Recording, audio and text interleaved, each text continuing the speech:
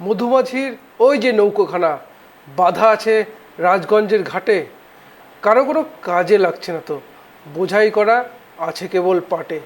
আমায় যদি দেয় তারা নৌকাটি, আমি তবে 100টা দাঁড়াটি। পাল তুলে দেই 4টে 5টা 6টা, মিথ্যে ঘুরে বেড়াই নাকো হাটে। আমি কেবল যাব একটি বার 7 সমুদ্রের 13 নদীর পার। কবিতাটি লিখেছিলেন বিশ্বকবি রবীন্দ্রনাথ ঠাকুর তার নৌকো যাত্রা কবিতায়। কিন্তু এখানে আমি কোথাও যাচ্ছি না বা অন্য কেউ কোথাও যাচ্ছেন, যাচ্ছেন রাজ্যের মুখ্যমন্ত্রী কোথায়, দিল্লিতে প্রধানমন্ত্রী নরেন্দ্র মোদীর সঙ্গে বৈঠকের উদ্দেশ্য কি? উদ্দেশ্য 175 কোটি টাকা যে বকেয়া রয়েছে সেই বকেয়া আদায়ের জন্য। সেই আদায়ের জন্য বারবার আমরা রাজনৈতিক তরজা বিতর্ক কিন্তু বারবার হয়েছে এটা নিয়ে, যে রাজ্যে যে বকেয়া রয়েছে সেই বকেয়া মেটাচ্ছে না কেন্দ্র সরকার।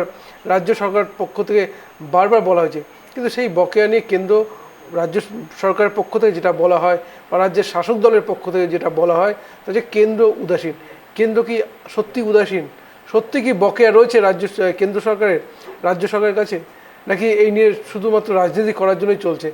প্রশ্ন অনেক কিছুই আসবে, তার কারণ গত এই বিষয়টি শুরু হয়েছিল আমফান ঝড়ের সময় 2020 সালে, যখন করোনা অতিমারির সময় যে আমফান ঝড় হয়েছিল, ঠিক তারপরেই কিন্তু এই বকেয়ার বিষয়টি প্রথম সামনে আসে।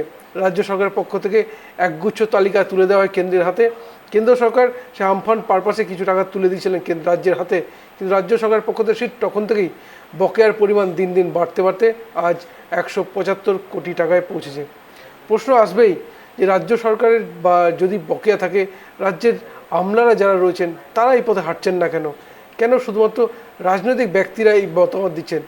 এই বৈঠক নিয়েই যদি সরকারি বৈঠক হয়ে থাকে, তাই সরকারি আমরা এই কেন্দ্র রাজ্য একটা যুক্তরাষ্ট্রীয় কাঠামো রয়েছে, সেই কাঠামোর নিয়মের ভিত্তিতে বৈঠক হবে, কিন্তু সেখানে তা নয়।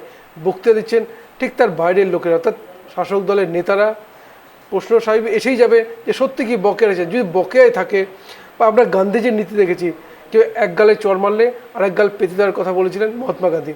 রাজ্য সরকারের পক্ষ থেকে যে কোনো বিষয় যখনই সামনে আসছে, শিক্ষক নিয়োগ দুর্নীতি হোক, রেশন দুর্নীতি হোক, আরজি কর হোক, যাই হোক, মামলা কখনো হাইকোর্ট কখনো সুপ্রিম কোর্টে পৌঁছে যাচ্ছে, রাজ্য সরকারের পক্ষ থেকে এরকম কোনো পদক্ষেপ নেওয়া হচ্ছে না কেন? কেন তারা আইনি পরামর্শ নিচ্ছে না? বা আমলাদের পক্ষ থেকেও কেন প্রশ্ন তোলা হচ্ছে না? কেন সংসদে দাঁড়িয়ে প্রশ্ন তোলা হচ্ছে না? কেমন বিধানসভায় নিয়ে বিল আনা হচ্ছে না? প্রশ্ন কিন্তু আসবেই, কারণ রাজ্যের শাসক দলের পক্ষ থেকে, শুধুমাত্র শাসক দলের পক্ষ থেকেই এই প্রশ্ন কিন্তু তোলা হয়। স্বাভাবিক প্রশ্ন যেটা আসবে তা হচ্ছে, শুধু কি রাজনীতি করার জন্য বা বাংলার মানুষের একটা কি আইওয়াশ করার জন্য? এক কথায় যেখানে দুর্নীতির অভিযোগ উঠে আসছে, সেই দুর্নীতি থেকে কি নজর ঘোরানোর জন্যই কি এই প্রক্রিয়া রাজ্যের শাসক দলের পক্ষ থেকে? একের পর এক নেতা, রাজ্যের মুখ্যমন্ত্রী কখনো বলেন, রাজ্যের তৃণমূল কংগ্রেসের সর্বভারতীয় সাধারণ সম্পাদক তিনিও বলেন, কুণাল ঘোষ থেকে শুরু করে দেবাংশু, প্রত্যেকের একই কথা যে বকেয়া কেন্দ্রের কাছে, রাজ্য সরকার বকেয়া। প্রশ্নটা কিন্তু এসে যায়, যদি বকেয়া থাকবে তাহলে সরকারি পদক্ষেপগুলো নিচ্ছেন না কেন? শুধুমাত্র রাজনীতি করার জন্য জনসভায় কথা বলছেন, প্রেস কনফারেন্স করছেন, কিন্তু সরকারি আমলাতন্ত্র প্রক্রিয়া, যুক্তরাষ্ট্রীয় কাঠামোয় যে নিয়ম রয়েছে সেই নিয়ম মেনে চলছেন না কেন? প্রশ্ন কিন্তু অনেকবারই থাকবে। আর ঠিক সেই কারণেই সেই প্রশ্নে কিন্তু এবার তুলে দিতে বলা যায় রাজ্যের মুখ্যমন্ত্রী যাচ্ছেন। রাজ্যের মুখ্যমন্ত্রী যাওয়ার আরও কিছু কারণ রয়েছে। যদি কেন তিনি যাচ্ছেন তা এখনও খোলসা করেন, তা খোলসা করারও কথা না, কারণ মুখ্যমন্ত্রী কেন প্রধানমন্ত্রীর সঙ্গে বৈঠক করবেন সেটা তিনি জানতে পারেন। কিন্তু আরও যে প্রশ্নটি উঠে আসছে তা হচ্ছে, রাজ্যপাল বদলে কিন্তু একটা সম্ভাবনা রয়েছে। রাজ্যপাল সিবি আনন্দ বোস, তাকে সরিয়ে নতুন রাজ্যপাল আনার কিন্তু একটা প্রক্রিয়া চলছে, এবং সেইভাবেই প্রশ্ন হচ্ছে, ঠিক এই সমস্ত বিষয় মাথা রেখেই কি মুখ্যমন্ত্রীর দিল্লির দরবারে, অর্থাৎ একদিকে যেমন বকেয়া 175 কোটি টাকা, কখনো আবাসের কথা বলা হচ্ছে, 100 দিনের কাজের কথা বলা হচ্ছে, ঠিক তেমনি রাজ্যপাল বদলের ক্ষেত্রেও কি এরকম কোনো প্রক্রিয়া? এবং আরেকটা যেটা সামনে 2026 বিধানসভা নির্বাচন, সেই বিধানসভা নির্বাচনকে কেন্দ্র করে ইতিমধ্যে কিন্তু রাজনৈতিক পারদ চড়ছে। ইতিমধ্যে প্রধানমন্ত্রী নরেন্দ্র মোদী সভা করেছেন, দেশের স্বরাষ্ট্রমন্ত্রী অমিত শাহও সভা করে গেছেন, ফলে রাজনৈতিক উত্তেজনা কিন্তু এই মুহূর্তে তুঙ্গে। আরেকটু যদি বলা যায়, কিছুদিন আগেই ওয়াকা বিরোধী আন্দোলনকে কেন্দ্র করে অগ্নিগর্ভ হয়ে উঠেছিল মুর্শিদাবাদের ধুলিয়ান, শামশেরগঞ্জ, সুতি, জঙ্গিপুর সহ বিভিন্ন এলাকা, যার ফলে সেই মামলাও যা পৌঁছায় কলকাতা হাইকোর্টে। তাই নিয়ে কিন্তু রাজনৈতিক তরজা চলছে। প্রধানমন্ত্রী নরেন্দ্র মোদী তিনি আলিপুরদুয়ারের সভা থেকে ধুলিয়ান প্রসঙ্গ তুলেছেন। পাশে রয়েছে অপারেশন সিন্দুর। পেহেলগাঁওতে গত 22 এপ্রিল পেহেলগাঁওতে নিরীহ পর্যটকদের উপর যেভাবে গুলি চালায় জঙ্গিরা, তার পাল্টা ভারত কিন্তু দিয়েছে। গত 7ই মে পাকিস্তানের সীমানায় ঢুকে 9টি জঙ্গি ঘাঁটি গুড়িয়ে দিয়েছে। তারপরে সেই অপারেশন সিন্দুর আমরা দেখেছি পাকিস্তান যখন পাল্টা প্রত্যাঘাতের প্রক্রিয়া নেয়, তারপরে কিন্তু পাকিস্তানের সীমানায় ঢুকে বলা যায় পাকিস্তানের 11টি বিমান ঘাঁটি কিন্তু উড়িয়ে দিয়েছে ভারতীয় সেনা। ফলে স্বাভাবিক অপারেশন সিন্দুরের সাফল্য রয়েছে নানাবিধ। এই প্রসঙ্গে কি সব কিছু নিয়ে কিন্তু মুখ্যমন্ত্রী এবং প্রধানমন্ত্রী বৈঠকে কী থাকতে পারে তা নিয়ে কিন্তু তর্জা চলে, অর্থাৎ সমস্ত বিষয়গুলো তুলে ধরলাম। ইতিমধ্যে যেগুলো ঘটেছে এগুলো নিয়ে কি আলোচনা, প্রশ্ন কিন্তু থাকবেই। কিন্তু যেটা রাজ্যের শাসক দলের পক্ষ থেকে যেটা বারবার করে বলা হচ্ছে তা হচ্ছে তাদের যে বকেয়া 175 কোটি টাকা যে বকেয়া রয়েছে সেই বকেয়া আদায়। সত্যিই প্রশ্ন কিন্তু এসেই যাবে যে রাজ্যের শাসক দলের নেতারা একের পর এক মন্তব্য করছেন বটে, কিন্তু সেই বকেয়া কোন পর্যায়ে রয়েছে বা কেন্দ্র সরকারই বা কী বলছে বা রাজ্য সরকারের পক্ষ থেকে পরবর্তী কী পদক্ষেপ নিতে পারে। সামনেই 2026 বিধানসভা নির্বাচন রয়েছে।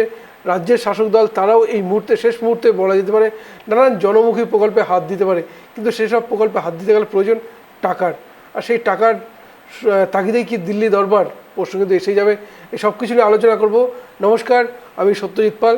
বিশিষ্ট অতিথিরা তারা নিজের মতামত দেবেন। আমরা জানার চেষ্টা করব মুখ্যমন্ত্রী কেন দিল্লি যাচ্ছেন, বা 175 কোটি টাকার যে বকেয়ার কথা বলছে সত্যি কি বকেয়া রয়েছে। বিজেপি যদি বকেয়া রেখে থাকে, আটকে রাখে বিজেপি সরকার, তারা কি বলছে তাও শোনার চেষ্টা করব রাজনৈতিক বিশ্লেষকের মুখ থেকে। সব কিছু নিয়ে চলবে আগামী 1 ঘন্টায় শব্দের কাটারে শব্দের তর্ক বিতর্ক। আপনারা জানেন যে যদি 100 দিনের কাজের যে বকেয়ার কথা বলা হচ্ছে, ইতিমধ্যে গত পঞ্চায়েত নির্বাচন আগেই রাজ্য জুড়ে কিন্তু অভিযান করেছিলেন তৃণমূল কংগ্রেসের সর্বভারতীয় সাধারণ সম্পাদক অভিষেক বন্দ্যোপাধ্যায়। শুধু তাই নয়, আমরা তার সাথে এটাও দেখেছিলাম যে দিল্লিতে রীতিমতো তারা পৌঁছে গিয়েছিলেন তৃণমূলের সাংসদরা, সেখানে গ্রেপ্তারও হতে হয়েছিল তৃণমূলের একের পর এক নেতাকে। এমনকি রাজ্যের যারা 100 দিনের কাজ করেছেন তাদেরও শ্রমিকদেরও নিয়ে যাওয়া হয়েছিল দিল্লিতে, যারা কিন্তু রাজনৈতিক উত্তেজনা ব্যাপক তৈরি হয়েছিল, বিতর্ক তৈরি হয়েছিল। কিন্তু রাজ্যের শাসক দল তারা কি সেই বকেয়া আদায় করতে পেরেছে? প্রশ্ন থাকবে এসেইভাবে শুধুমাত্র রাজনীতি করার জন্যই হয়তো বকেয়ার কথা তুলে ধরা হচ্ছে। আরেকটু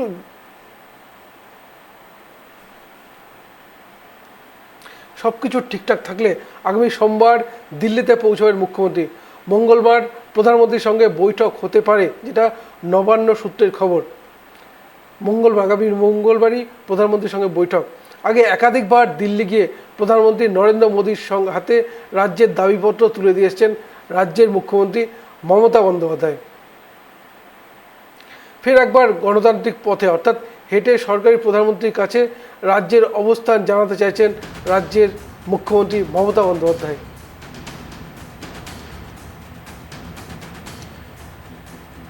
বাংলার কেন্দ্রীয় প্রাপ্য প্রায় 1,75,000 কোটি টাকা। 100 দিনের কাজ, বাংলার বাড়ি সহ একাধিক প্রকল্পের অর্থ আটকে রেখেছে কেন্দ্র। এছাড়াও রয়েছে প্রাকৃতিক দুর্যোগ ক্ষতিপূরণের অর্থ। এই সমস্ত বকেয়া নিয়েই দিল্লির দরবারে রাজ্যের মুখ্যমন্ত্রী মমতা বন্দ্যোপাধ্যায়। কেন্দ্র সরকারের প্রকল্পের নাম করে বাংলা আবাস যোজনা করা, অযোগ্য পরিবারগুলোকে বাড়ি বরাদ্দ করা,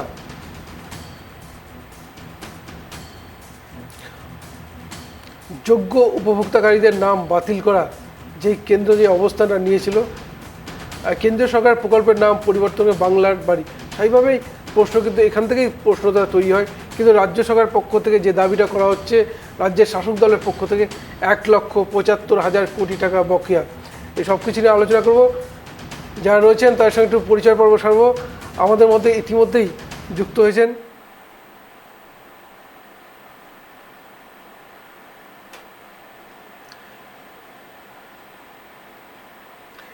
আমাদের সঙ্গে রয়েছেন কংগ্রেস নেত্রী সুস্মিতা বিশ্বাস। সুস্মিতাদি, আপনাকে স্বাগত জানাই। রয়েছেন বিজেপি সমর্থক অমলেন্দু দত্ত। আপনাকে স্বাগত। এবং রাজনৈতিক কর্মী দেবব্রত রায়। দেবব্রতবাবু, আপনাকে স্বাগত জানাই। প্রথমে দেবব্রতবাবুর কাছেই যাব। দেবব্রতবাবু, আপনারা তো গান্ধীর নীতিতে চলছেন যদি বলা চলে, কারণ গান্ধীজি বলেছিলেন এক গালে চড় মারলে আরেক গাল পেতে দাও। তো আপনাদের উদ্যোগটাও কি তাই? কেন বলছি, তার কারণ আমরা যদি দেখি আপনারা যে দাবির কথা বলছেন সেই দাবি নিয়ে কিন্তু তারা রাজনীতি হচ্ছে, অর্থাৎ আপনাদের ব্যক্তিত্বরা, আপনাদের মুখপাত্ররা বারবার কথা বলছেন, কিন্তু এই নিয়ে কিন্তু সরকারিভাবে তেমন কোনো পদক্ষেপ নেওয়া হচ্ছে না কেন? আমরা যে রাজ্যের কথা চিন্তা করি, রাজ্যের যে কোনো অভিযোগ আসলেই মামলা প্রথমে কলকাতা হাইকোর্ট, পরে সুপ্রিম কোর্ট, কিন্তু বারবার, যার ফলে রাজ্য সরকারকে রীতিমতো বেকায়দায় পড়তে হচ্ছে। কিন্তু কেন্দ্রের এই বকেয়া, যে বিপুল পরিমাণ বকেয়ার কথা বলছেন আপনারা, সেই বকেয়া নিয়ে আপনারা সেরকম কোনো পদক্ষেপ পথে হাঁটছেন না কেন? তাহলে কি গান্ধী নীতিতে চলছেন, এক গালে মারলে আর গাল পেতে দেওয়া? দেবব্রতবাবু, দেখুন, ভারতীয় যুক্তরাষ্ট্রে প্রত্যেকটা রাজ্যকে নির্দিষ্ট ক্ষমতা দেয়া হয়েছে। সেই ঠিক। নির্দিষ্ট ক্ষমতায় প্রত্যেকটা রাজ্যের বিশেষ কিছু অধিকার রয়েছে। সেই অধিকারগুলোকে কেন্দ্রীয় সরকার বিভিন্ন সময় দিয়ে থাকে, এবং সেই অধিকারের পর্যায়ে দেখুন, রাজ্য থেকে কিছু পরিমাণ ট্যাক্স, জিএসটি ইত্যাদি রাজ্য সরকার, কেন্দ্রীয় সরকার নিয়ে যায়, এবং তার থেকে একটা পরিমাণ অর্থ রাজ্যগুলোর উন্নয়নের জন্য ব্যয় করে। কিন্তু বর্তমানে দেখা যাচ্ছে এই আমাদের যে বর্তমানে দিল্লিতে যে সরকার রয়েছে, অনেক ক্ষেত্রে বৈমাতৃসুলভ আচরণ করছেন। বৈমাতৃসুলভ আচরণ বলতে তাদের যেখানে যেখানে তাদের সরকার রয়েছে সেই সব জায়গাগুলো সবকিছু ঠিক আছে, কিন্তু বাস্তবে আমরা দেখতে পাচ্ছি বিভিন্ন প্রকল্পে বিভিন্ন দুর্নীতি ইত্যাদি আমরা সামনেই দেখতে পাচ্ছি, এবং বাস্তবে আপনারাও দেখতে পাচ্ছেন বিভিন্ন সংবাদ মাধ্যমে। আমি মনে করুন এখানে বসে একটা কথা বলে গেলাম, কিন্তু সবার হাতেই এখন মোবাইল রয়েছে, ফোন রয়েছে, বিভিন্ন মাধ্যম রয়েছে, আপনারা রয়েছেন, সত্যটা আপনারা উদ্ঘাটন করেন, যে দুর্নীতি রয়েছে দেখাই যায়। কিন্তু এখানে আমাদের যেটা প্রাপ্য, যেমন গ্রাম সড়ক যোজনায় প্রাপ্য, বাংলার আবাস যোজনায় প্রাপ্য, মনরেগায় আমাদের প্রাপ্য, যে প্রাপ্যগুলো রয়েছে তার জন্য আমাদের বিভিন্ন কাজে দেখুন, 100 দিনের প্রকল্প অভিষেক বন্দ্যোপাধ্যায় দেখুন, উনিও দিল্লিতে গেছিলেন, সেখানে তাদের ওপর কিভাবে পুলিশি আক্রমণ হয়েছিল, কিভাবে ব্যবস্থা, গণতান্ত্রিক ব্যবস্থায় দেখুন আন্দোলন তো সবাই করতে পারে, আন্দোলন কেন করবে না? সেখানে আন্দোলন করতে গিয়ে তাদের থেকে পুলিশি হেনস্থা হতে হয়েছিল। সেই জন্যই মমতা বন্দ্যোপাধ্যায় যাচ্ছেন। দেখুন, আমরা প্রথমে নিবেদনের মাধ্যমে আমরা জানাবো, মানুষের কাছে যাব, তো মানুষ দেখতে পাবে, তারপর যেটা নেবে। দেখুন, একটা সরকার চলছে, একটা 2011 সালে সরকার বিভিন্ন জনমুখী প্রকল্প নিয়েছে, আর যে প্রকল্পগুলো মমতা ব্যানার্জির সরকার নিয়েছে, আগামী দিনে দেখুন সারা ভারতে সেগুলো ইমপ্লিমেন্ট করে বিজেপি চেষ্টা করছে। কিন্তু বাস্তবে এখানে বিরোধী দলনেতা বলেন আমরা অমুক প্রকল্পে তমুক দেবো, তমুক প্রকল্পে অমুক দেবো, কিন্তু বাস্তবে তারা তো অন্য রাজ্যকে সেগুলো ইমপ্লিমেন্ট করতে পারে না। আশেপাশে তাদের তো রাজ্য রয়েছে, পাশেই রয়েছে বিহার রয়েছে, পাশে রয়েছে উড়িষ্যা রয়েছে। দেখুন এইসব প্রকল্পগুলো দেখুন, হাওয়ায় কথা অনেক বলা যায়, তারা বলে, কিন্তু বাস্তবে মমতা বন্দ্যোপাধ্যায় 365 দিন জনমুখী প্রকল্পগুলো করেন, মানুষের দরজায় দাঁড়িয়ে পরিষেবা পৌঁছে দেন, ফল তিনি পান। বেশ, দেবব্রতবাবু, অমলেন্দুবাবু, বিমাতৃসুলভ আচরণ করছেন, 1,75,000 কোটি টাকা আটকে রেখেছেন আপনাদের সরকার, কেন? দেখুন, আজ মুখ্যমন্ত্রী অন্তিম সময়ে এসে, কেননা এর কিছুদিন আগে আপনারা জানেন মে মাসে 24 মে নীতি আয়োগের যে বৈঠক হয়েছিল, সেখানে ভারতবর্ষের প্রত্যেকটি রাজ্যের মুখ্যমন্ত্রী এসেছিলেন, এবং সেখানে আগামী বছরের জন্য বা আগামী দিনে প্রত্যেকটি রাজ্য কেন্দ্রের সাথে কিভাবে সহযোগিতা নিয়ে বা কিভাবে নিজেরা তাদের রাজ্যের উন্নয়নকে এগিয়ে নিয়ে যাবে, নীতি আয়োগের বৈঠকে সেগুলো সবই আলোচনা হয়েছে। সেই বিশেষ গুরুত্বপূর্ণ বৈঠক পশ্চিমবঙ্গের মুখ্যমন্ত্রী স্কিপ করেছেন, যাননি। আজকে তারপরে তিনি সেদিনই তারপরে ওই 24শে মে যে বৈঠক তিনি যাননি, তখনই আমাদের ভারতীয় জনতা পার্টির আমাদের প্রধান মুখপাত্র শ্রমিক দাও বলেছিলেন যে প্রধানমন্ত্রীর নেতৃত্বে যে নীতি আয়োগের বৈঠক মুখ্যমন্ত্রী গেলেন না, এটা ছিল তার মানে শেষ সুযোগ। কেননা আগামী বছর ভোটের পরে তার আর সুযোগ আসবে কিনা সেটা বাংলার মানুষ ঠিক করবেন। তো তার শেষ সুযোগটা তিনি যে স্কিপ করে গেছেন রাজনীতি করার জন্য, শুধু রাজনীতির করার জন্য যে পশ্চিমবঙ্গের মানুষকে পিছিয়ে রেখেছেন, সেটা তিনি বুঝতে পেরেছেন। এটা আমাদের দেখে ভালো লাগছে, যার জন্য চিফ মিনিস্টার অফিস থেকে প্রাইম মিনিস্টার অফিসে আগামী 10 তারিখে প্রধানমন্ত্রীর সাথে সাক্ষাতের সময় চেয়ে, আপনাদের বা সংবাদের বিভিন্ন সোর্স থেকে আমরা জানতে পারছি ওনারা টাইম চেয়েছেন।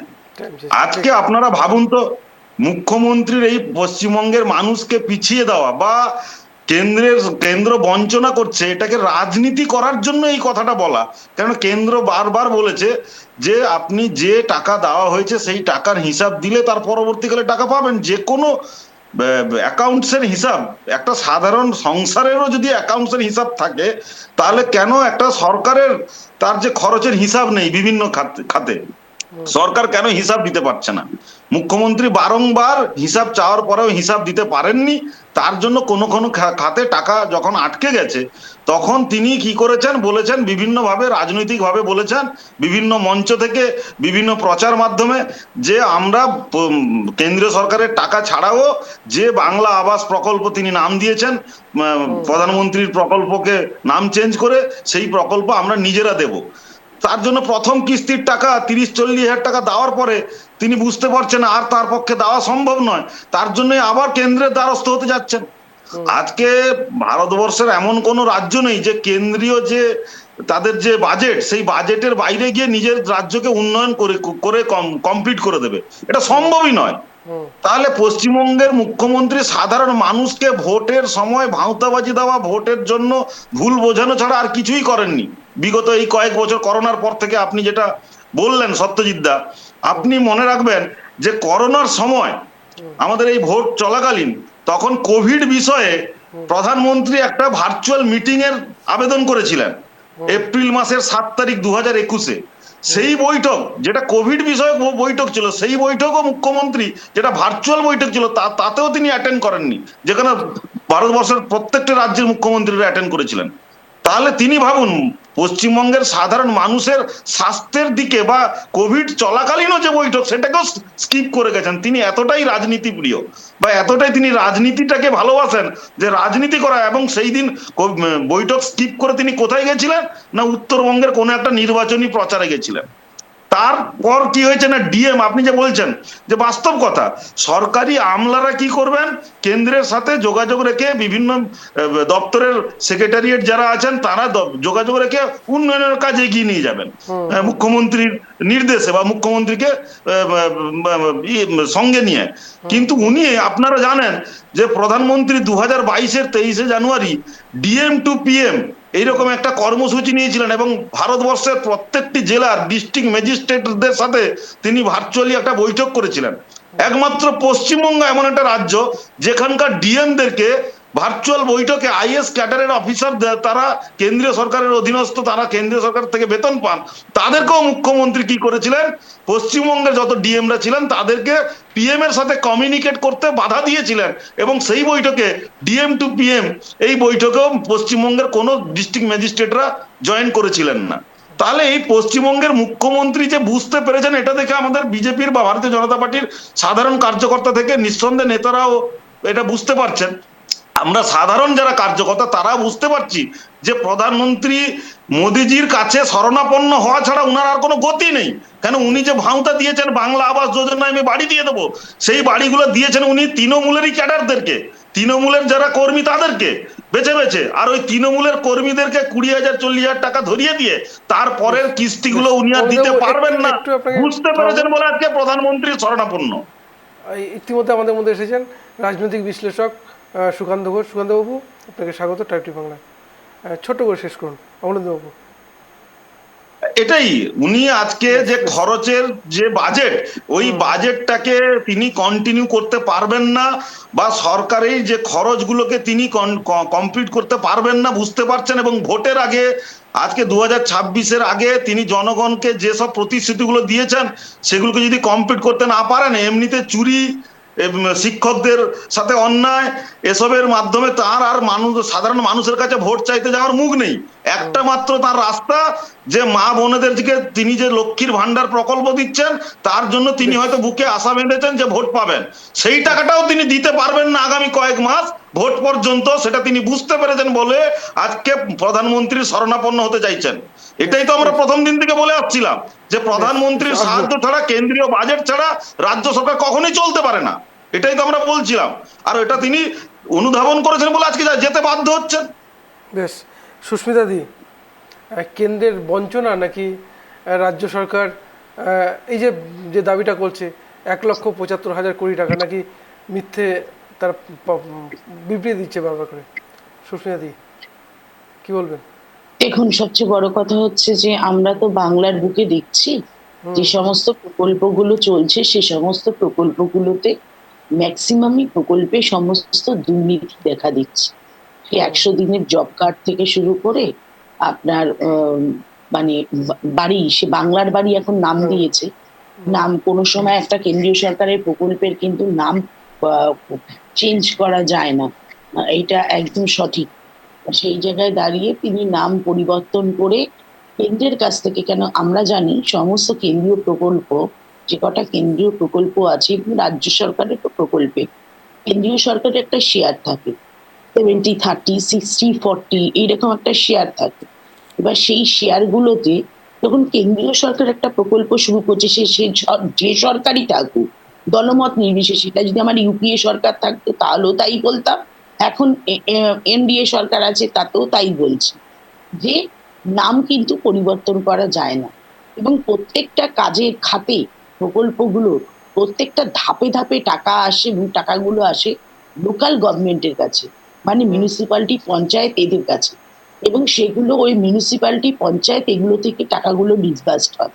এবং সেই জায়গায় সেইখানের মানে এক্সিকিউটিভ অফিসারকে, মিউনিসিপ্যালিটির এক্সিকিউটিভ অফিসারকে সেটাকে ফরওয়ার্ড করতে হয় তার ইউসি গুলো সেখানে সাবমিট হয়, এবং সেগুলো ইউসি গুলোকে ফরওয়ার্ড করে, সেগুলো বিডিও হয়ে, ডিএম হয়ে, সেগুলো সরকারি যে সমস্ত সেক্রেটারিয়েটের কাছে যাওয়ার সেটা যায়, এবং তারা তখন কেন্দ্রীয় সরকারের কাছে সেগুলো জমা করে।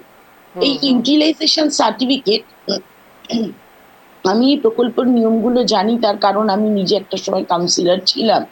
এই প্রকল্পগুলোর নিয়ম হচ্ছে এইটা, আজকে যদি সরকার ইউসি এই না দেয়, মানে ইউটিলাইজেশন সার্টিফিকেট যদি না দেয় কোন খাতে কত টাকা খরচ হলো, তাহলে কিন্তু সেখানে কেন্দ্রীয় সরকার কিন্তু টাকা দিতে বাধ্য নয়, কেন্দ্রীয় সরকার পরের টাকাটাকে আটকে দেবে।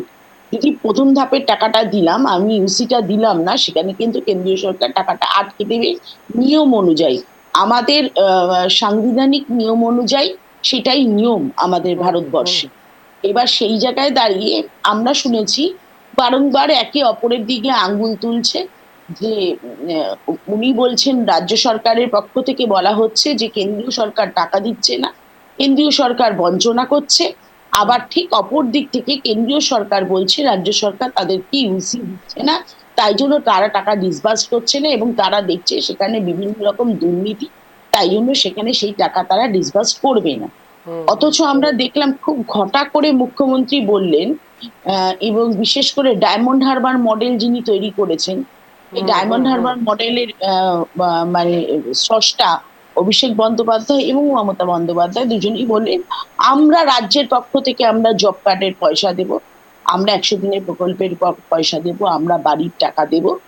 এবার বর্তমানে কি হয়েছে, বর্তমানে এই টাকাগুলো, ওই যেটা অমলেন্দুদা বললো, এই প্রথম কথাটা ঠিক, আবার পরের কথাটা কেমন ঠিক না সেটাও বলছি, যে হয়তো প্রথম টাকাটা দিয়ে সরকারের এখন মানে সত্যি ভান্ডারের অবস্থা খারাপ, কারণ না হলে সরকারি উকিলকে দাঁড়িয়ে ডিএ যখন হয়েছিল, তখন যখন বলেছিল বকেয়া 50 লক্ষ 50 টাকা করে দিতে হবে, তখন কিন্তু ওই দাঁড়িয়ে উকিল বলেছিল, অভিষেক মনু সিংভি কিন্তু বলেছিলেন যে না, সেটা সরকারের পক্ষে সম্ভব নয়, আপনারা এর হাফ করুন, তাহলে হয়তো সরকার দেওয়ার একটা প্রচেষ্টা করতে পারে, কারণ সরকার তাহলে কোমর ভেঙে যাবে।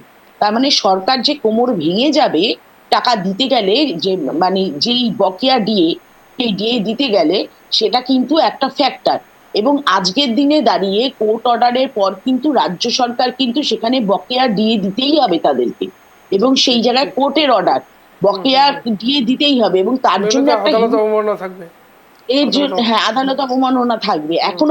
এখনো পর্যন্ত কিন্তু কোনো সরকারি অফিসে নোটিফিকেশন জারি হয়নি, এখনো পর্যন্ত নোটিফিকেশন জারি হয়নি। সেই জায়গায় দাঁড়িয়ে নোটিফিকেশন কিন্তু জারি করতে পারেনি সরকার। আপনার সুস্মিতাদি কত টাকা দিয়ে বাকি আছে? আসবো, সময় দেবো। দেবব্রতদা, আমি কারোর সাথে কথা বলার মাঝখানে কিন্তু কথা বলি না, এটা তো কেন্দ্রীয় বঞ্চনা নিয়ে হচ্ছে, এখানে ডিএসপি আছে। শিষ্টাচার বজায় রাখুন, একটু শিষ্টাচার বজায় রাখুন। আপনাকে সময় দেবো, একটু সময় দিন। এবার বিষয়টা হচ্ছে ডিএটা ওনাকে দিতেই হবে।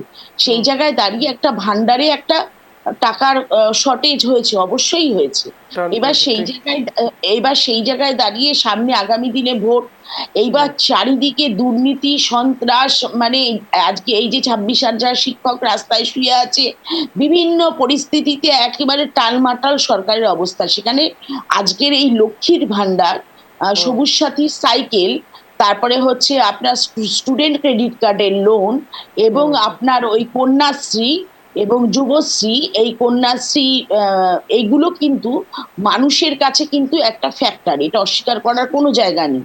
কেন এই সামাজিক প্রকল্পগুলো, ধরুন যারা বা যাদের বাড়ি 4টে লোক, তারা তো 1,000 টাকা করে 4,000 টাকা পাচ্ছে, যার 4জন মহিলা, এবং হুম, তারা তো 4,000 টাকা পাচ্ছে। 4,000 টাকা একটা সংসারে, একটা যারা দিন আনে দিন খায় তাদের জন্য বিরাট ব্যাপার। এবার সেই জায়গায় দাঁড়িয়ে এই মানুষের কাছে এই এই জায়গাগুলো কিন্তু ধুয়ে মুছে যাচ্ছে, তার জন্যই কিন্তু তৃণমূল ভোট পাচ্ছে। যে বেশ।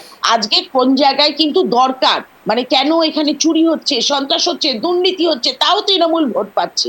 কিন্তু এই এই যে এই জনমুখী প্রকল্পগুলো, প্রকল্পগুলো ঠিক এটা ক্লিক একটা বড় করে ফ্যাক্টর। যাচ্ছে, একটা বেশ, বড় আসবো। ফ্যাক্টর হয়ে যাচ্ছে। বেশ, এবং বেশ। এই জনমুখী প্রকল্পগুলোকে চালু রাখার জন্য তার টাকার এখন প্রয়োজন। টাকার প্রয়োজন কোষাগারে, এবং একদম। সেখানে কোষাগারে টাকা প্রয়োজন, এবং নট অনলি দ্যাট টাকা প্রয়োজন, তিনি হয়তো লক্ষ্মীর ভান্ডার ভোটের আগে বাড়াতেও পারবেন, এরকম একটা চিন্তা ভাবনা করে রেখেছেন। সেই জায়গায় বেশ। দাঁড়িয়ে সেখানেও তো 3 টাকা বাড়াতে দেখা গেল তিনি নীতি আয়োগের বৈঠকে গেলেন না, যেখানে সমস্ত রাজ্যের মুখ্যমন্ত্রীরা মুখ্যমন্ত্রীরা তাদের ছিলেন। তাদের প্রস্তাবগুলো পেশ হুম, করলেন। হুম, হুম। যুক্তরাষ্ট্রীয় কাঠামোর কথা বলছিল দেবব্রত, আমি যুক্তরাষ্ট্রীয় কাঠামোর কংগ্রেস কথা কংগ্রেস ভেবেই বলছি। শাসিত রাজ্যের মুখ্যমন্ত্রী গেছিল, কেরালা মুখ্যমন্ত্রীরা গেছিল। যাননি। এবার সেই জায়গায় দাঁড়িয়ে কংগ্রেস কর্ণাটকের যখন সিদ্ধরামাইয়া যান। রাজস্থানে যখন কর্ণাটকে সরকারকে, কারা শাসন করছেন? রাজস্থানের সরকারকে যখন আটকে দেবব্রতবাবু, কর্ণাটকে দিয়েছিল, আসবো কারা আসবো শাসন আপনার করছে? কাছে। রাজস্থানে যখন দেবব্রতবাবু, সময় টাকাটা দেবো আপনাকে। আটকে রাজস্থানে যখন টাকাটা আটকে দিয়েছিল, যখন কংগ্রেস সরকার ছিল, সে সময় রাজস্থানে কিন্তু চ্যালেঞ্জ করে কোর্টে গেছিল রাজ্য সরকার, এবং কোর্ট থেকে সেই বকেয়া টাকা কিন্তু আদায় করে নিয়ে বেশ, এসেছে। বেশ, বেশ, আপনার যদি সুস্মিতাদি। সৎ উদ্দেশ্য আসবো থাকে, আসবো আপনার কাছে। আপনারা কেন কোর্টে যাচ্ছেন না? এবার বেশ, বিষয়টা হচ্ছে সেই, বেশ, আসবো। এই এই নীতি আয়োগের বৈঠকে এই 1:1 বৈঠক করার জন্য মুখ্যমন্ত্রীর আদৌ উদ্দেশ্যটা কি, সেটাও কিন্তু একটা বিরাট বড় প্রশ্নবোধক চিহ্ন রাখে। তাহলে তিনি নীতি আয়োগের বৈঠকে গেলেন না কেন? তাহলে তিনি নীতি আয়োগের বৈঠক বয়কট করলেন কেন? যদিও বিজেপি মাইক বন্ধ করে দেয়, সেই ইতিহাস বিজেপির আছে, কিন্তু মাইক যদিও বা বন্ধ করে দেয়, তাতেও আমি আমার বক্তব্য রাখতে পারি। আমার মনে হয় বেশ, রাষ্ট্রীয় বেশ, সুস্মিতাদি। কাঠামো বেশ। পালিয়ে বাঁচা আসবো যায় না। আপনার কাছে আবার। আমার আমার লড়াইটা আমাকে লড়তে হবে, এটা হচ্ছে পরিষ্কার কথা। সেটা মুখ্যমন্ত্রী খুব ভালো জানেন লড়াইটা কাকে বলে। ওনাকে আমাদের কারোর লড়াই শেখাতে হবে না, কারণ উনি লড়াই করেই উঠে এসেছেন। উনি বেশ, লড়াই করা নেত্রী, এবং উনি বেশ। রাজনীতিটা সুকান্তবাবু, যথেষ্ট ভালো। যদি বলি, প্রধানমন্ত্রী নরেন্দ্র মোদী সরকারে আসার পর 2014 থেকে 10 বার বৈঠক হয়েছে এই নীতি আয়োগের। তার মধ্যে মাত্র 3 বার গেছেন রাজ্যের মুখ্যমন্ত্রী, বাকিগুলোতে যাননি। অথচ তিনি কিন্তু 1:1 বৈঠক করতে বেশ কয়েকবার গেছেন প্রধানমন্ত্রীর সঙ্গে। এইবারে যেটা আসছে সামনে বিধানসভা নির্বাচন, বকেয়া 1,75,000 কোটি টাকা দেবব্রত বাবুরা বলছেন, সেই বকেয়া মাথায় রেখেই মুখ্যমন্ত্রীকে দিল্লির দরবার। সুকান্তবাবু।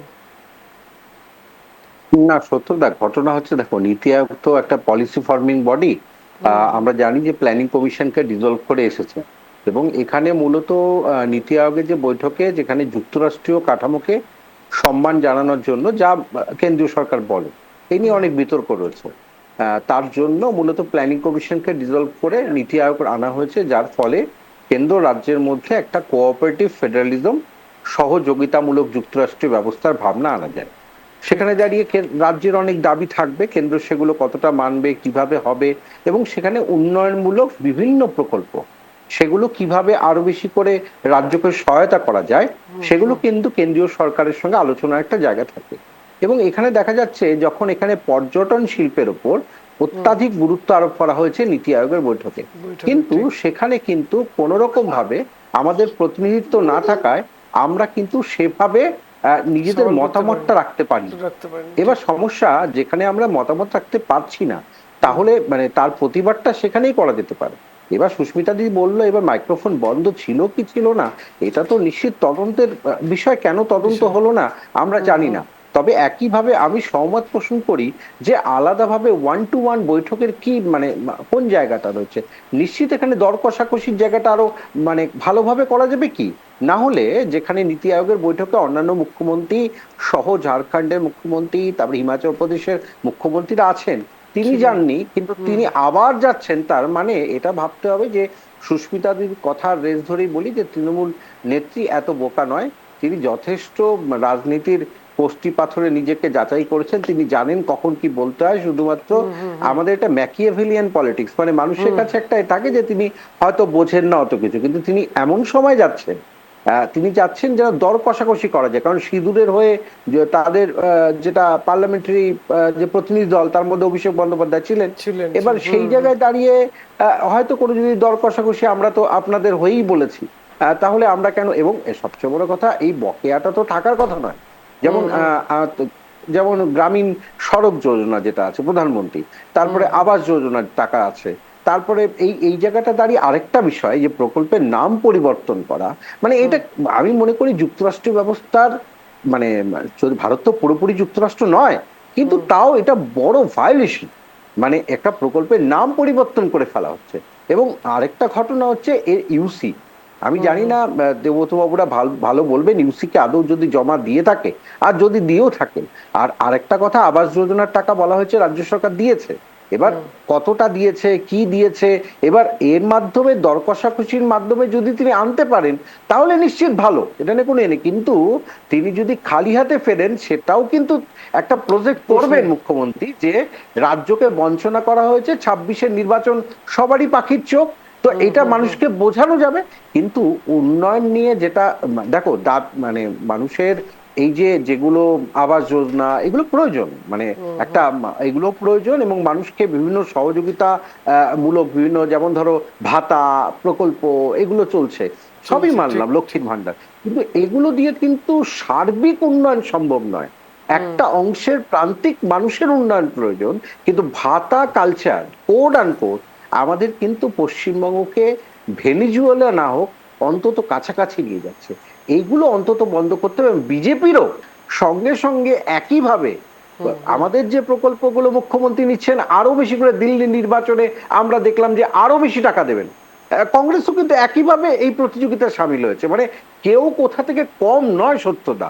তাহলে ভাতার রাজনীতিতে যদি প্রাধান্য পায়, এবং আজকে গতকাল তুমি তো যেটা চিন্নাস্বামী স্টেডিয়ামে হয়েছে, এগুলো তো বেকারত্বের একটা হাল, বেকারত্ব কোন জায়গায় পৌঁছে গেছে যে মানুষের এত মানে একটা হাইপকে নিয়ে তার পেছনে দৌড়ে গেল।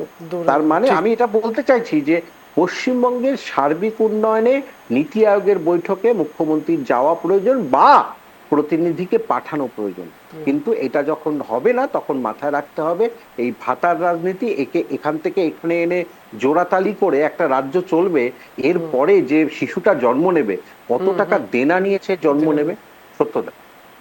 ঠিক ঠিক ঠিক। দেবব্রতবাবু, ভাতার রাজনীতি খুব একটা গুরুত্বপূর্ণ প্রশ্ন করলেন দেবব্রতবাবু। এই মুহূর্তে ছোট একটু বাচ্চা জন্ম দেয়, তার মাথায় প্রায় 60,000 টাকার দেনা কিন্তু থেকে যাবে, সেটাই তো সুকান্ত বাবু? খুব ভালো কথা। মোটামুটি শেষ করি একটু শেষ করি তো। ভাতার রাজনীতি আমরা যে একটু পিছিয়ে যাই, যখন বামফ্রন্ট ক্ষমতায় আসে আদিত্য বিড়লা তাই কিন্তু মেরে এক কথায় বলা যায় তার যে জামা প্যান্ট খুলে জুতোর মালা পরিয়ে তাকে বাংলা থেকে তাড়ানো হয়েছিল। তারপরে কিন্তু কোনোদিন আর ঘুরে তাকায়নি আদিত্য বিড়লা গ্রুপ। এরপরে যদি দেখি টাটা সেও চলে গেছে। এই বাংলার হাল ফিডব্যাক, আপনারা তো দীর্ঘ 15 বছর প্রায় ক্ষমতায় রয়েছেন, এই ভাতার রাজনীতিতে শুধু কি ভোট পাওয়ার জন্যই আর ভাতার প্রকল্প বজায় রাখার জন্য কি মুখ্যমন্ত্রী দিল্লি দরবার? দেবব্রতবাবু দেখুন, পরপর আমি আসছি। প্রথমে যে নীতি আয়োগের বৈঠক নিয়ে অনেক অভিযোগ করা হলো, দেখুন নীতি আয়োগের একটা প্ল্যানিং কমিশন, এখানে অর্থনৈতিক বরাদ্দ করার কোনো ক্ষমতা নীতি আয়োগের নেই। একদম স্পেসিফিক ভাবে বলে দিলাম, এটা নীতি আয়োগ কোনো অর্থনৈতিক বরাদ্দ ঘোষণা করতে পারেন। তাই এখানে কোন রাজ্য গেল আমরা দেখতে পেয়েছি, ডবল ইঞ্জিন সরকারের মুখ্যমন্ত্রী অনুপস্থিত ছিলেন, আর কংগ্রেস সরকারেও মুখ্যমন্ত্রী অনুপস্থিত ছিলেন, বামেদেরও মুখ্যমন্ত্রী অনুপস্থিত ছিলেন।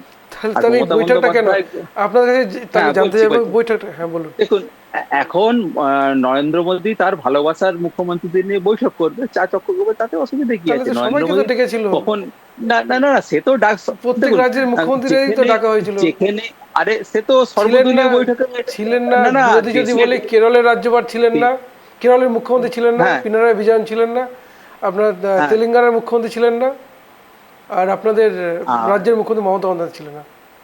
হ্যাঁ শুনুন, আর এও অনুপস্থিত ছিলেন, আমাদের পার্শ্ববর্তী রাজ্য বিহারের মুখ্যমন্ত্রী অনুপস্থিত ছিলেন। নীতিশ কুমার ছিলেন আর তো, একটা জিনিস, বৈঠকে ছিলেন, হ্যাঁ না, বেরিয়ে গেছে, মাঝখানে বেরিয়েছেন, হ্যাঁ বেরিয়ে গেছে, সেটা ছিলেন, কি, হ্যাঁ বৈঠকে ছিলেন। কি ইকুয়েশন ওনার ছিল সেটা জানি না। এই যে বারে বারে আপনারা অভিযোগ করেন না, সুস্মিতাদি বলে খুব ভালো লাগছিল, যতটুকু মানে সময় বললেন, মানে মমতা বন্দ্যোপাধ্যায়কেই আক্রমণ করলেন, কিন্তু তিনি এটা ভুলে গেলেন যে কয়েকদিন আগে গুজরাটেই দুজন মন্ত্রীপুত্র তিনি অ্যারেস্ট হয়েছেন, 71 কোটি টাকা আপনার ওই 100 দিনের প্রকল্পে চুরি করেছেন। ঠিক আছে, সেটা উনি আপনার সুস্মিতাদি কি মনে হলো যে আমি ভুলে, যতক্ষণ বললাম ততক্ষণ মুখ্যমন্ত্রীকে অ্যাটাক না না করেই বললাম?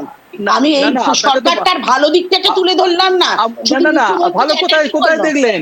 ভালো আপনারা তো একটা সময় তো দান ভিক্ষা যেইটা ভিখিরি এইসব বলতেন, তো এখন তো শুনে যেইটা ভালো লাগছে এই প্রকল্পগুলোকে আপনারা দেবব্রতবাবু, endorse আমাদের করছেন, আজকের মানুষের টপিক কাছে কি যাচ্ছে। এইটা ছিল? না না না, আমার এনারা, আপনি না না টপিকটা, নিশ্চয়ই ছিল না।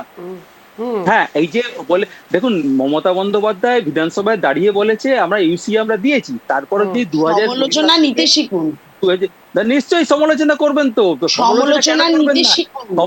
দেখুন, দীর্ঘ দীর্ঘ 50 বছর ধরে তো কংগ্রেস তো দেখলো না বিধানসভার ভেতর, এই রাইটার্স এর ভেতরটা কেমন দেখতে, নবান্নর ভেতরটা কেমন, আর 50 আপনারাও তো ক্ষমতায় ছিলেন, এইসব প্রকল্পগুলো কেন চালু করেননি? চালু করলে তো আপনার ছাড়তে আপনারা তো হতো।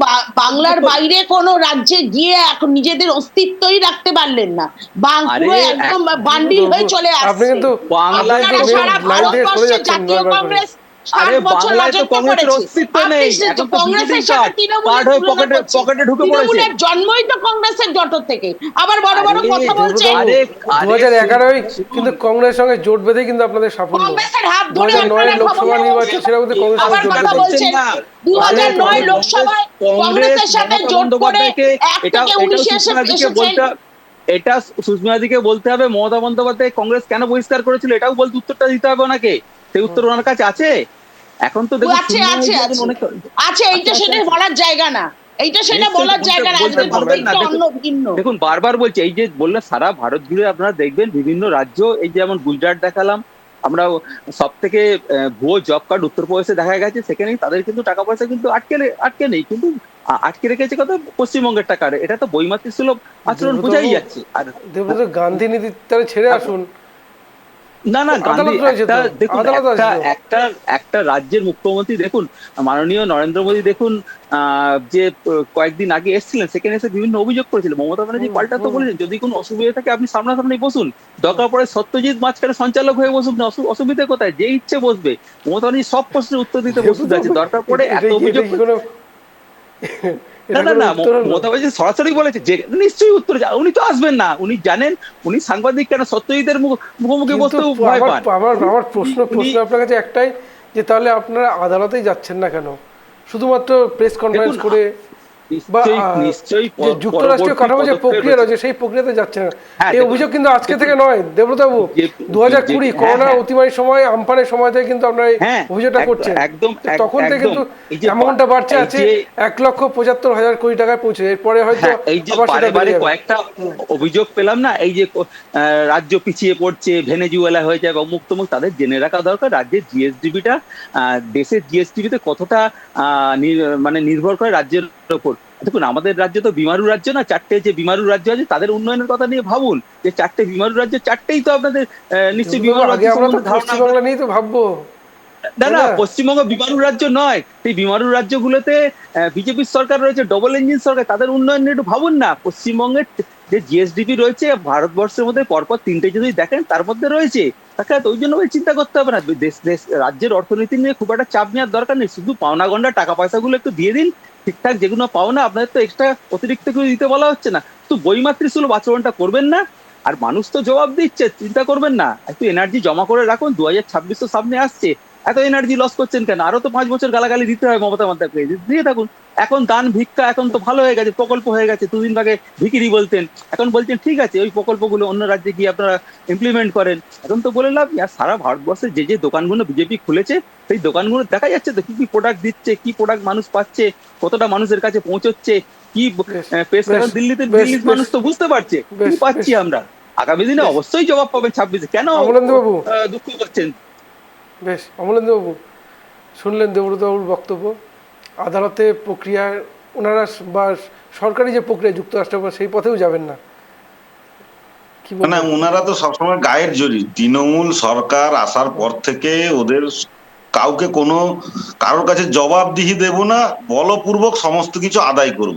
এই যে মানুষের কাছে দেবো। বলপূর্বক আদায় করার মানসিকতা, আবার সময় দেবো, সময় এটা দেবো তাদের দেবব্রতবাবু। এটা তাদের রাজনৈতিক নীতির মধ্যে চলে এসেছে যে বলপূর্বক সমস্ত কিছু আদায় করব, আর আদায় করতে না পারলে সেটাকে মানুষকে ভুল বোঝাবো। এটা সমস্ত ক্ষেত্রে, এটা প্রশাসনিক ক্ষেত্র হোক, শিক্ষাক্ষেত্র হোক, স্বাস্থ্যক্ষেত্র হোক, বা ফেডারেল স্ট্রাকচারে কেন্দ্র রাজ্যের সম্পর্কের ক্ষেত্র হোক, সমস্ত ক্ষেত্রে ওনাদের একই কথা। আজকে আপনারা জানেন আজ থেকে 5 দিন আগেই মুখ্যমন্ত্রী কি করেছিলেন। অমিত শাহজি আসার পরে অমিত শাহজি তার বক্তব্যের বিরোধিতা করিয়েছেন তার দপ্তরের ক্যাবিনেটের মন্ত্রী শশী পাঁজাকে দিয়ে।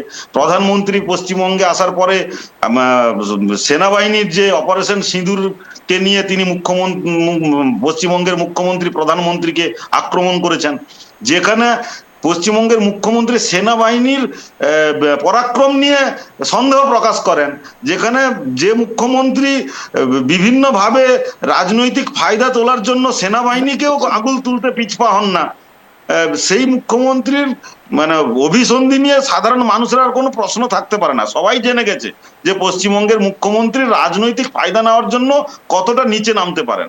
আজকে এইসব ড্যামেজ কন্ট্রোলের জন্য তিনি জানেন আমি যেসব কাজ করে ফেলেছি, বা বিগত এই কয়েকদিন আগে প্রধানমন্ত্রী আলিপুরদুয়ারে যে প্রকল্পের শিলান্যাস করতে এসেছিলেন, তো সেখানে তারপরে যে জনসভায় বক্তব্য রেখেছেন, তারপরে তার বক্তব্যের প্রত্যুত্তর দিতে গিয়ে মুখ্যমন্ত্রী তাকে যে বিভিন্ন অ্যাঙ্গেলে আক্রমণ করেছেন এবং সেটা যে ভুল করে ফেলেছেন, এটা সাধারণ মানুষ বুঝতে পেরেছেন। মুখ্যমন্ত্রী কিছুদিন পরে অনুধাবন করেছেন, যার জন্য আজকে কি করতে যাচ্ছেন তিনি সেটা তো দেবুদাকেও চিঠি লিখে জানাননি বা আমাদেরকেও জানাননি। তিনি নিজে নিঃসন্দেহে অনুশোচনা করছেন, এবং এই যে থেকে সমস্ত বিষয়ে অর্থনৈতিকভাবে পশ্চিমবঙ্গ দেউলিয়া হয়েছে, এগুলো তিনি আজকে যাচ্ছেন প্রধানমন্ত্রীর কাছে ড্যামেজ কন্ট্রোলের জন্য। এটা সবাই বুঝতে পারছি আমরা, ড্যামেজ কন্ট্রোলের জন্য। তা না হলে তিনি যখন নীতি আয়োগের বৈঠক হয় সেখানে না গিয়ে একা একা গিয়ে কেন প্রধানমন্ত্রীর কাছে অনুনয় বিনয় করছেন, যাতে অন্য কেউ জানতে না পারে তিনি কি বলতে চাইছেন। এটাই তো সবাই বলতে চাইছেন। তো আমরাও তো সেই কোশ্চেন করছি, যখন পাবলিক বৈঠকে ডাকা হয়, যখন নীতি আয়োগের বৈঠকে ডাকা হয়, সমস্ত মুখ্যমন্ত্রীরা উপস্থিত থাকেন, সেখানে তিনি যেতে পারেন না। যখন অন্য সমস্ত রাজ্যের ডিএমদের সাথে পিএম এর মিটিং হয়, সেখানে পশ্চিমবঙ্গের ডিএমদেরকে তিনি স্টপ করিয়ে দেন, আটকে দেন, আর নিজে আলাদা করে বৈঠক করার জন্য তিনি কি দেখাতে চাইছেন? তিনি সাধারণ মানুষকে দেখাতে চাইছেন যে তিনি অন্য রাজ্যের মুখ্যমন্ত্রীর থেকে এক্সট্রা কিছু ফেসিলিটি তাকে দেওয়া হয় কেন্দ্রে। তাহলে এইরকম বেশ কিছু বেশ একটা দেখাতে চাইছেন, এইরকম বেশ কিছু দেখাতে চাইছেন বলে তিনি আজকে এই ঘুরপন্থা, মানে পশ্চিমবঙ্গের তৃণমূল সরকার এবং তার সুপ্রিমো কখনো তিনি সোজা পথে চলেন না, সব সময় বাঁকা পথে হাঁটতে ভালোবাসেন এবং মানুষকে বিভ্রান্ত করতে ভালোবাসেন। তার আরেকটা উদাহরণ হচ্ছে এই নীতি আয়োগের বৈঠককে স্কিপ করে প্রধানমন্ত্রীর কাছে আলাদাভাবে সময় চাওয়া।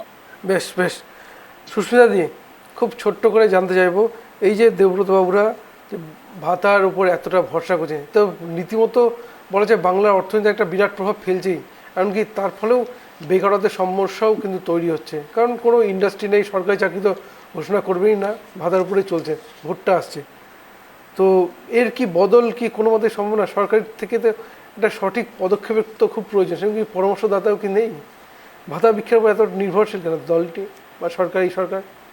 প্রথম অমলেন্দুদাকে বলি, অমলেন্দুদা মুখ্যমন্ত্রী যখন গেছেন আপনাদের কাউকে চিঠি লিখে যাননি, দেবব্রত তার দেবুদাকেও চিঠি লিখে যায়নি। কিন্তু ওই আপনারা তো একটা জিনিস বুঝতে পারছেন, অনেকবার তো অনেক রকম সেটিং হচ্ছে। আপনাদের এই যে বিজেমূল তত্ত্ব নিয়ে আমরা বারংবার বলি, সেই বিজেমূল তত্ত্বের জন্য 1:1 মিটিং এ গেছে, ঠিক আছে, এটা ছেড়ে দিন, ওইটা নিয়ে ভেবে লাভ নেই। এবার আপনি যে প্রশ্নটা করলেন আমি সেই কথাটা বলি। সেটা হচ্ছে যে দেখুন বর্তমানে বাংলার অর্থনৈতিক এবং সামাজিক এবং আর্থসামাজিক হুম হুম হুম পরিস্থিতি যেই জায়গায় এসে দাঁড়িয়েছে সেই জায়গায় দাঁড়িয়ে এবং সরকারি সরকারি যদি হায়ারার্কিটাকে আপনি দেখেন একদম নিচুতলা থেকে একদম উপরতলা পর্যন্ত এই হায়ারার্কি অনুযায়ী যদি দেখেন পুরো জায়গাগুলোতে সরকারি এই কর্মচারীরা এবং টোটাল এই প্রশাসন মিলে একটা মানে করাপশনের একটা মারাত্মক ভাবে একটা ইনফ্রাস্ট্রাকচার তৈরি করেছে। হুম এই হুম ইনফ্রাস্ট্রাকচারটাকে ভেঙে নতুন করে সেখানে কোনো এই 26-এর আগে এমনি আবার করোনা আসছে, এমনি হুম কোভিড এর সম্মুখীন হতে হচ্ছে আবার সব মানুষকে। এবার সেই জায়গায় দাঁড়িয়ে এইটুকু টাইমের মধ্যে আমার মনে হয় না ওই ভাতার বাইরে বেরিয়ে নতুন কিছু কোনো কিছু সরকার বাংলার মানুষের জন্য করতে পারবে, কারণ এটা ঠিকঠাক। সম্ভব না। আর এই ইনফ্রাস্ট্রাকচারে যদি করতে হয় তাহলে সেটা দাঁড়াবে না, সেটা ভেঙে তাসের ঘরের মতো ভেঙে পড়ে যাবে। সুতরাং সেই বেশ জায়গায় বেশ দাঁড়িয়ে কোনো সুকান্তবাবু, শিল্পপতিরাও বেশ বিনিয়োগ বেশ করতে চাইছে। খুব ছোট করে জানতে চাইবো, সুস্মিতাদি বললেন এই যে সেটিং বিজে মূল, সুকান্তবাবু খুব ছোট্ট করে, দেখো এটা তো খুব মানে ছোট্ট করে। দিনের আলো মতো পরিষ্কার কি পরিষ্কার না, বা সুস্মিতাদি বললো বা আমি বললেই পরিবর্তন হবে না, এটা ঘটনা।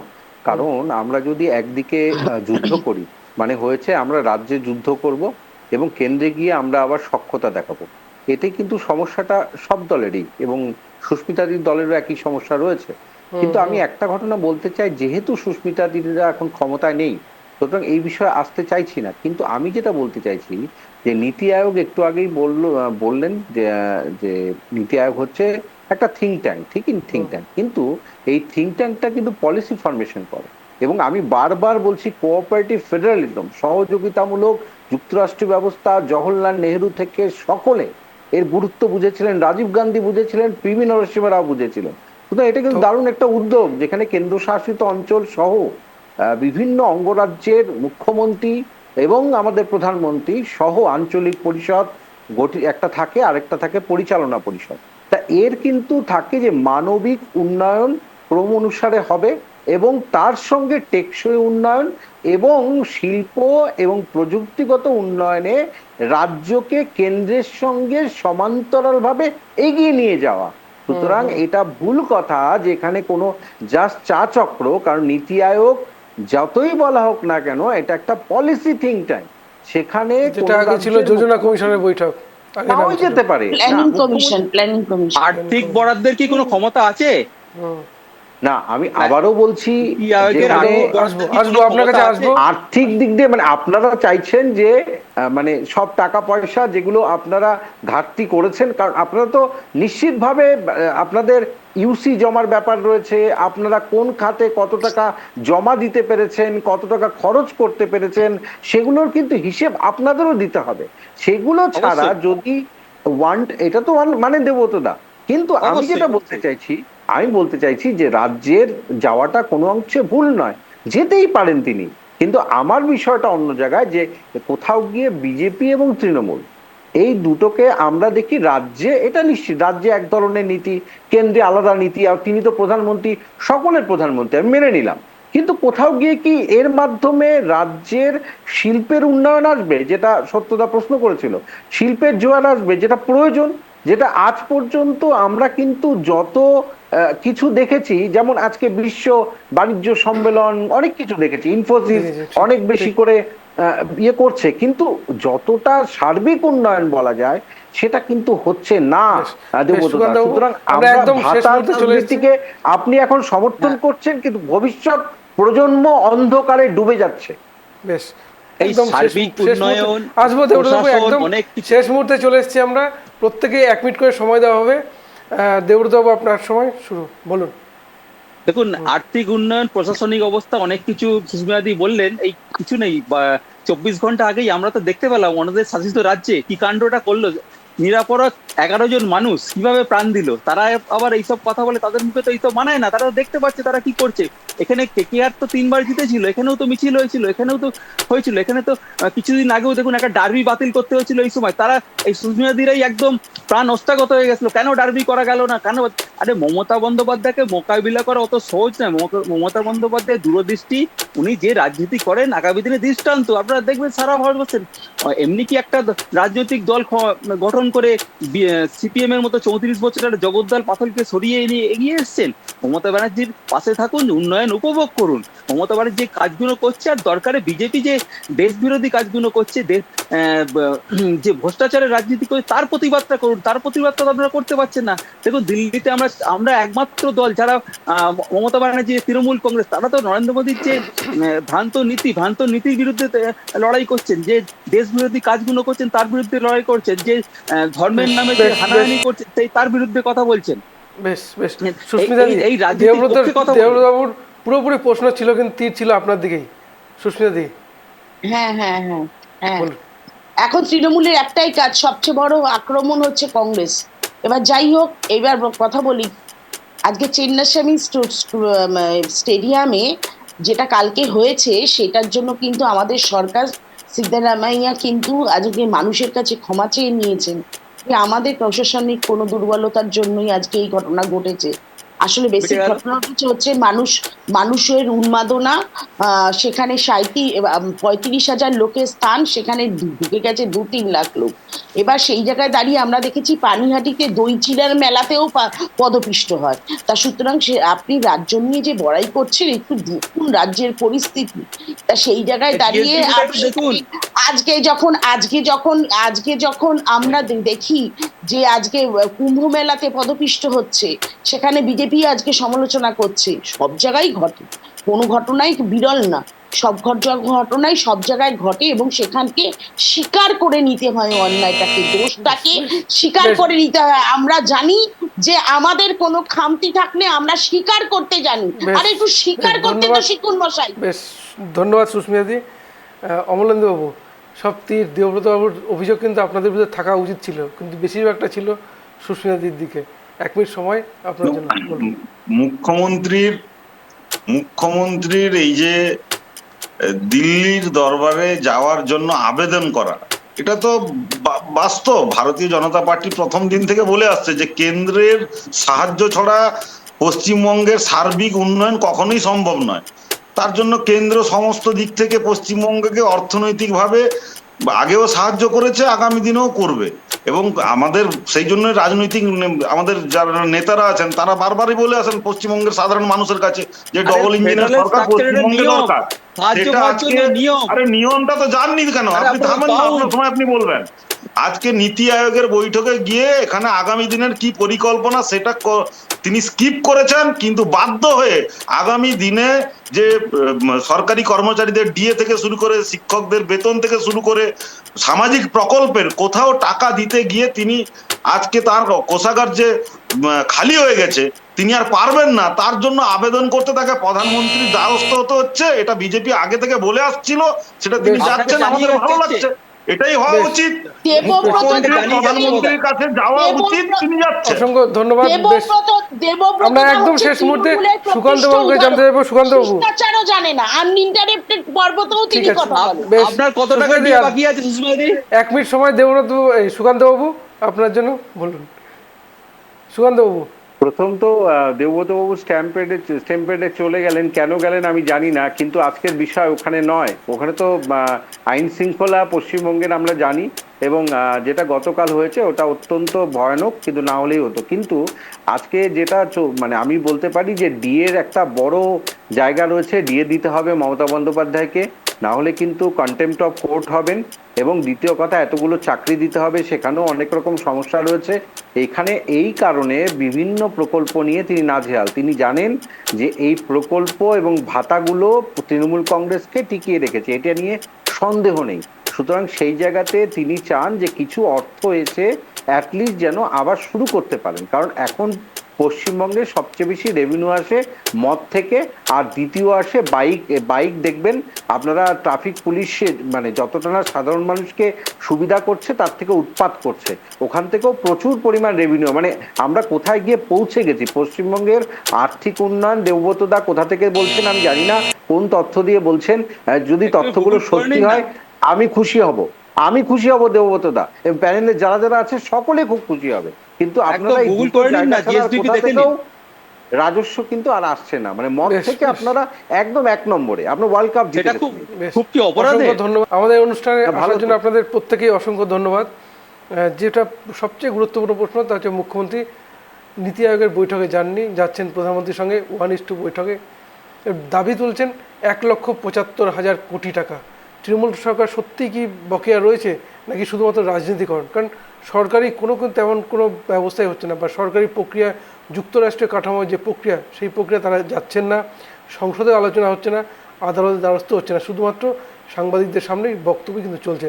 কিন্তু সত্যি কি বকেয়া, বা কেন্দ্র কি রাজ্য সরকারকে বকেয়া মেটাবে? এ নিয়ে আমাদের নজর থাকবে। নজর রাখুন আপনারাও, দেখতে থাকুন ট্রাইব টি বাংলা। নমস্কার।